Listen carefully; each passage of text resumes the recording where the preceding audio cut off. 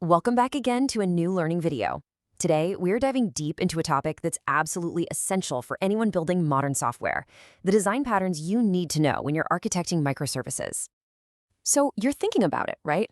You've got this one giant monolithic application, and you're considering breaking it up into a bunch of smaller, more manageable services. It's a really popular move for a reason, but let's be honest, it brings a whole new world of architectural puzzles to solve.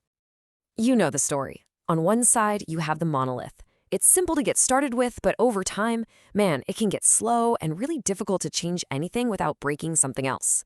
On the other side, you've got microservices. Super flexible, super scalable, but way more complex. I mean, how do all these little services even talk to each other? What happens when one of them just fails? To answer those questions, you need a blueprint. You need design patterns.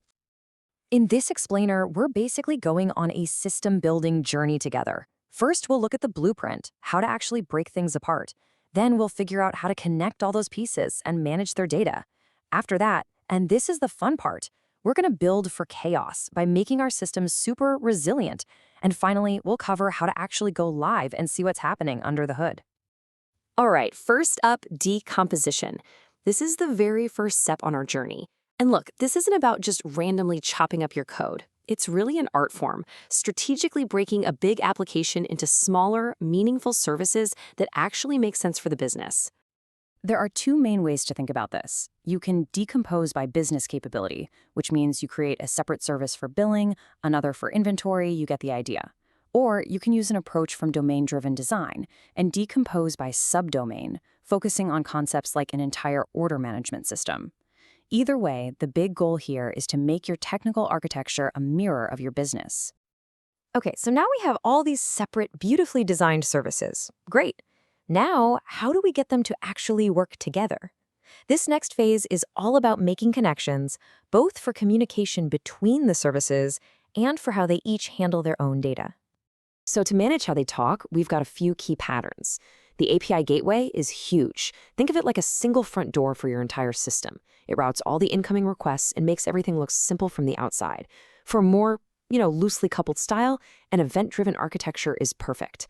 A service can just publish an event like, hey, an order was placed, and any other interested services can react to it without ever being called directly. Now for the big one, data. This is a massive challenge. The database per service pattern is basically law here. Each service owns its own data, period. This ensures they're truly independent.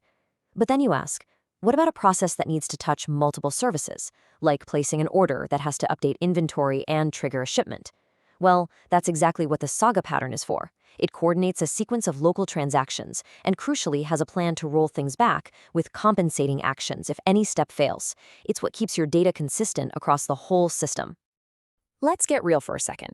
In a distributed system, failure isn't a possibility. It's an inevitability. It's going to happen. A network will glitch, a service will crash. So instead of just hoping for the best, we have to architect for it.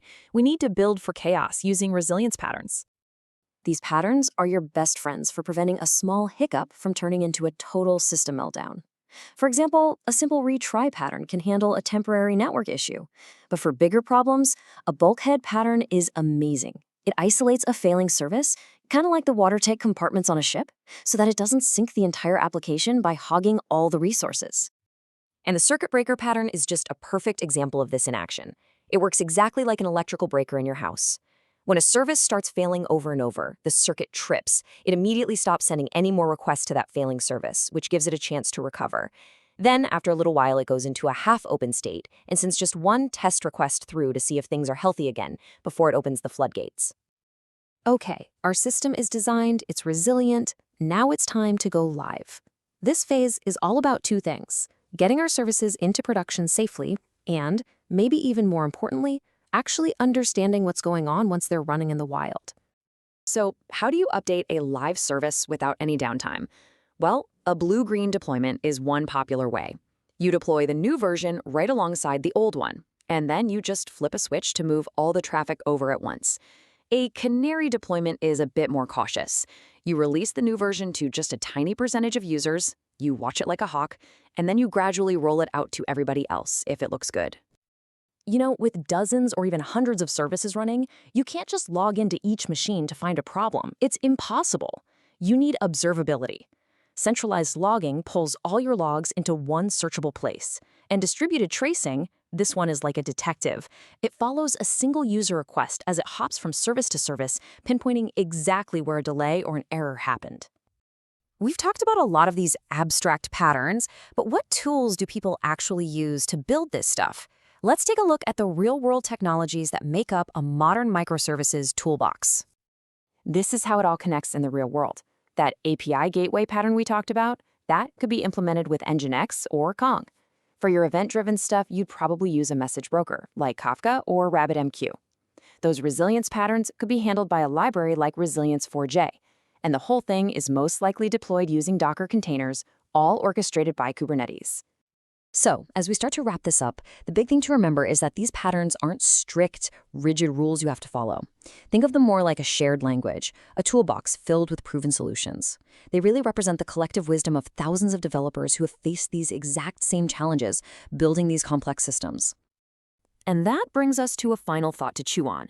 Every single pattern we've talked about adds some level of complexity. So, as your system grows and evolves, maybe the real art of architecture isn't just knowing which pattern to apply, but having the wisdom to know which ones to leave in the toolbox. Thanks so much for watching. I really hope this explainer gave you a clear blueprint for thinking about microservices architecture. So, what's your go-to design pattern? Or which one do you find the most challenging? Let us know down in the comments. And hey, if you found this useful, please subscribe for more explainers just like this one. We'll see you in the next one.